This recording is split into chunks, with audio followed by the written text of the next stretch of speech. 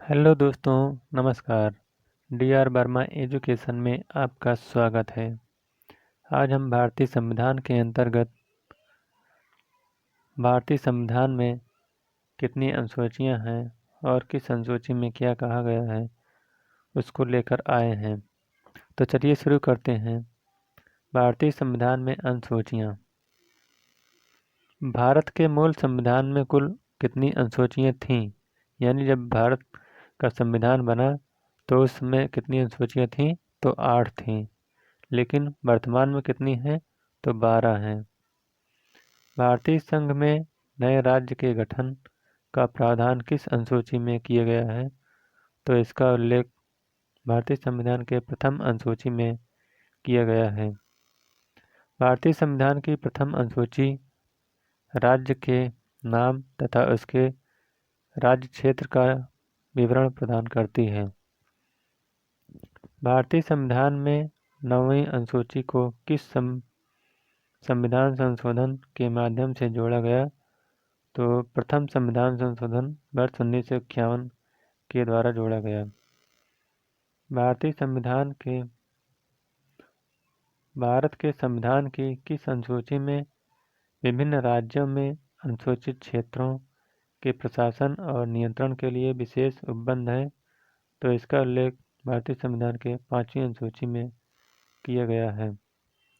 सरकारों द्वारा शुल्क एवं कर लगाने का अधिकार संविधान की किस अनुसूची में उल्लिखित है? तो इसका उल्लेख संविधान की 7वीं अनुसूची में किया गया है। राज्य भूमि सुधार अधिनियम को संवैधानिक सुरक्षा प्रदान करने हेतु इसे किस अनुसूची में सम्मिलित किया है? तो 9वीं अनुसूची में इसको शामिल किया गया है। 10वीं अनुसूची को 92वें संविधान संशोधन अधिनियम 1985 द्वारा संविधान में जोड़ा गया तथा 91वें संविधान संशोधन अधिनियम 2003 द्वारा इसमें संशोधन किया गया। इसे दल बदल विरोधी कानून भी कहा जाता है। अंग्रेजी, जो कि भारत में बोली जाने वाली एक प्रमुख भाषा है, परंतु इसे संविधान की 8वीं अनुसूची में शामिल नहीं किया गया है। तो चलिए देखते हैं। 12 अनुसूचियां हैं टोटल। 12 अनुसूचियों के अंतर्गत जैसे पहली अनुसूची, दूसरी अनुसूची में क्या कहा गया है और वह किस विषय से संबंधित है तथा किस अनुच्छेद से। तो चलिए देखते हैं एक एक करके। पहली अनुसूची, जिसका संबंध विषय है राज्यों संघ राज्य क्षेत्रों के नाम एवं उनकी सीमाओं से, तो इसका उल्लेख किया गया है अनुच्छेद 1 से लेकर 4 तक।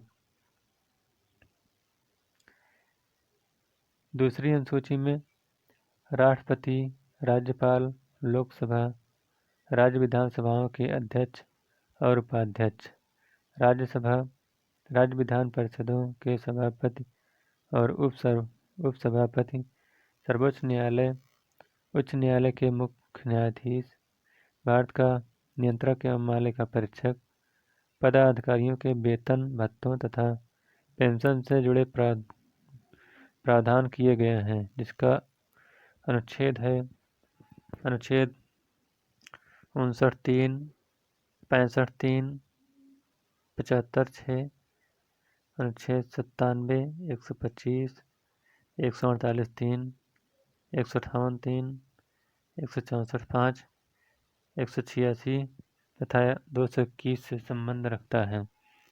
तीसरी अनुसूची में किन किन विषयों का उल्लेख है? तो तीसरी में संघ राज्य मंत्री, संसद, राज्य विधानमंडल के सदस्य व चुनाव के प्रत्याशी, न्यायाधीश आदि द्वारा ली जाने वाली शपथों या प्रतिज्ञानों के रूप में के प्रारूप दिए गए हैं, जिसका उल्लेख अनुच्छेद 75(4), 84, 99, 124(6), 148(2), 164(3), 173, 188 तथा 219 में उल्लेख किया गया है।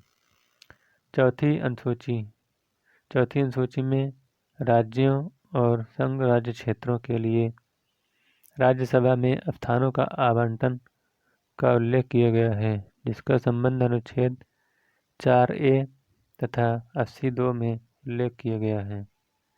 पांचवी अनुसूची का संबंध अनुसूचित क्षेत्रों व जनजातियों के प्रशासन तथा नियंत्रण से जुड़े प्रावधान किए गए हैं, जिसका अनुच्छेद है 244(1).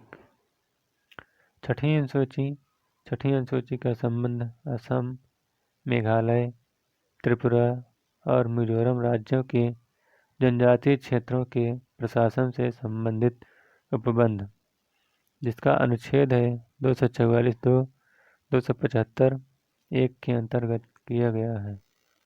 सातवीं अनुसूची का संबंध संघ सूची, राज्य सूची तथा समवर्ती सूची में शामिल किया गया है,